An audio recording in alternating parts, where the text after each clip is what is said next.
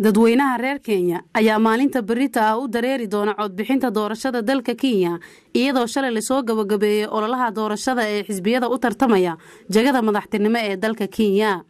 labada musharax ee ugu cadcad doorashada ayaa kala ah ra'iisul wasaaraha haatan xilka haya ee Raila Odinga iyo ku-xigeenkiisa Uhuru Kenyatta oo labaduba ka soo kala jeeda laba qabiil oo muddo dheer ku loolamayay siyaasadda dalka Kenya.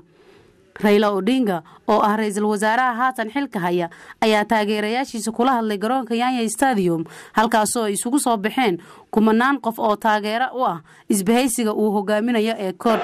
Na tulisema tukishindwa tulisalimu amri. Najua hatuwezi kushindwa, lakini ikiwa kama tumeshindwa sisi tutakubali. waxaana Raila uu ka codsaday dadweynaha in ay si nabadgelyo ku jirto ay u dhiibtaan codkooda oo ay ilaaliyaan xasiloonida iyo ammaanka dalka. Raila ayaa been abuur ku tilmaamay warar ay saxaafaddu isla dhaxmarayso oo sheegayay in uu diidi doono natiijada haddii laga guuleysto.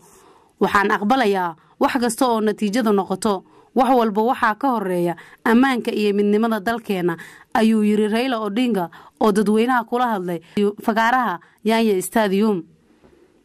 dhanka kale Uhuru Kenyatta oo dalka ka soo qabtay xilal kala duwan isla markaana hogaaminaya xisbiga TNA oo kamid ah isbahaysiga Jubilee ayaa dadweynaha kula hadlay fagaaraha beerta xorriyadda ee Uhuru Park halkaas oo ay isugu soo baxeen kumanaan taageerayaashiisa ah. Uhuru oo uu dhalay madaxweynihii hore ee dalka Kenya Jomo Kenyatta ayaa taageerayaashiisa ugu baaqay in si xasilooni leh ay u codeeyaan isagoo sheegay in kiiska ka furan maxkamadda. Uhuru oo uu dhalay madaxweynihii hore ee dalka Kenya Jomo Kenyatta ayaa taageerayaashiisa ugu baaqay in si xasilooni leh ay u codeeyaan. Yeye tutamtafutia kazi baadaye au namna gani? Si ni hivyo? Na waomba mutatupatia baba yao kama gavana wa mji wa Nairobi.